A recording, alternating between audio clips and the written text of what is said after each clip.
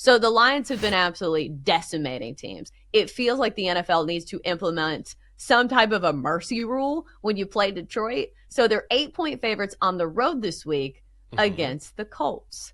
Do we think Anthony Richardson and company can surprise people once more and keep it close in a game? I don't think so, man. Detroit is a frickin' wagon right now. Whew. And I know, right? And here's the thing. They're also on turf, which normally you think, okay, whatever. No, for the Lions, it's a big deal. We've seen the splits where when they're indoors on turf, they're just a different team. So they're going into Lucas Oil Stadium, the supermarket, and taking on a Colts team that is underwhelmed this season. The Lions just look like a team that, and here's the thing, it's about mentality as well. It's not just, okay, we're putting up points at a ridiculous rate right now, like we're just beating down teams. It's that they don't let up. A lot of NFL teams, when up by 20 points, might say, okay, let's just hand off the football here. Let's play a little bit more conservative, and let's just win this game and rely on our defense, and we'll take a dub. The Lions are like, no, absolutely not. 20 points is not enough. We're trying to get 30. We're trying to get 40. They have that mentality, and it goes into the handicap. Again, they're on turf. This is a bad Colts team.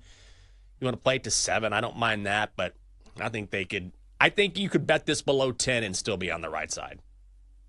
Yeah, the way that the Lions have manhandled these teams, you're right. Mm-hmm. There's no mercy for Dan Campbell and company. If you're looking for a good game for props, I think this will be one as well. Which most Lions games this season have been great for anytime touchdown bets simply because they're scoring so many of them. So once those lines come out for David Montgomery, Jahmyr Gibbs, I think pick your poison there. I feel like either of those guys are probably getting in the end zone. Also see a really high total in this one at 50.5. So I think the odds makers are expecting the Lions to score a lot of touchdowns once again.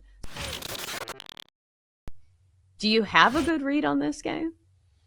No, I do not. I mean, it's easy to sit here and say the Panthers are terrible, and they are terrible. They're not a good team. Haven't they won 2 straight? Isn't Carolina on a heater right now?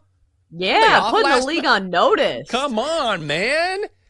Put up the Super Bowl odds for the Panthers. Go ahead, put them up. What do we got? Oh, no. Bryce Not Young? listed. Not listed. Why? Too many bets would come in.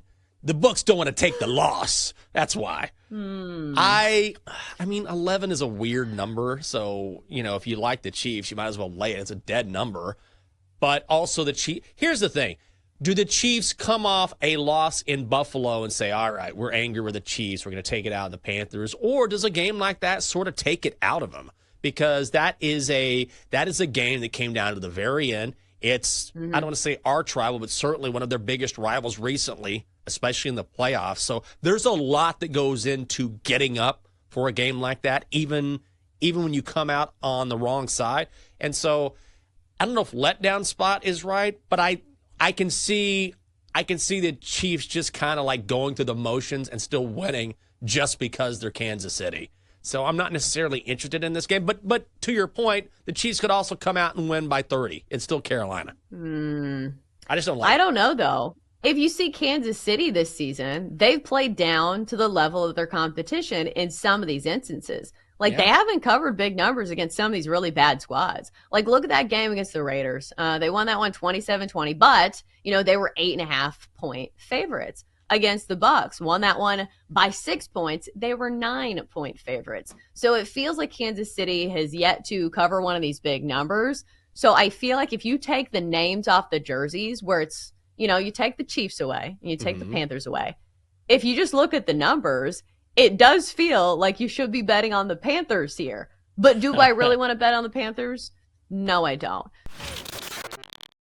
Cowboys and Commanders. So if the Cowboys are officially given up this time of year, they need a hoodie that I saw on Instagram that says, "Thanks, giving up." That should be their hoodie for the Cowboys. Commanders 10.5-point favorites. Divisional matchup here. Are you laying it with the Commanders? God, such a big number. I mean, I'll be at this game. God, 10 points is a lot. I think Washington might cover it, And here's the thing. Commanders are on a 2-game losing streak, but who have they played during that time? Steelers, Eagles. Those are 2 top 5 defenses. The Cowboys do not qualify, and the one thing I do like matchup-wise in this game is a couple things. Number one is that we saw it last night, right? If you want to look at a prop for this game, look at Brian Robinson Jr.'s rushing prop because they've been waiting to kind of get him going, and he's such a physical back. And as we've seen all season long, you can just run on the Cowboys. You can run on the Cowboys all game long. And so, yeah, I think Washington may cover. It's still a divisional game. It's still a double-digit spread. So I think what you do is you look at matchups here, and I'm not a huge prop person, you know that, but this feels like a game to me where Washington jumps out, the Cowboys chase, the Commanders keep feeding B-Rob, and then they're just leaning on Dallas late. So this is going to be a Dallas team, I think, late in this game that just kind of says, all right, it's just another L. And then B-Rob is picking up chunks on the ground because the Commanders won't need to throw the football, and they shouldn't have to. So I would look at a prop there. Maybe you lean Commanders, but it's hard. The only case you can make for Dallas is just the number. Do you know what I mean? Like, you look at the number, you say, okay, it's a double-digit spread. That's a big number, and it is. But can you really make the case for the Cowboys covering it? I don't think so. Yeah, I think if this gets down to 10, which it might not, I think I would still be on the Commanders here. Because when it comes to, like, the giving up rankings in the NFL, doesn't it feel like the Cowboys are leading the charge? Like, despite some of these teams that are terrible. You know, you look at the Panthers, they at least are showing some fight. They've won 2 straight. You look at my Titans, I feel like they should have been closer in that game against Minnesota. Like, they still have some passion and some fight in these games. Feels like the Cowboys is just not there. Because I think the expectations were so high that the vibes in the locker room just can't feel good right now. So in the giving up rankings, I still think it's the Cowboys. So, like, this is the time of year where I do think you can justify laying a big number against teams like that. Am I missing somebody? Like, who's the contender for the giving up rankings? Is it the Jets?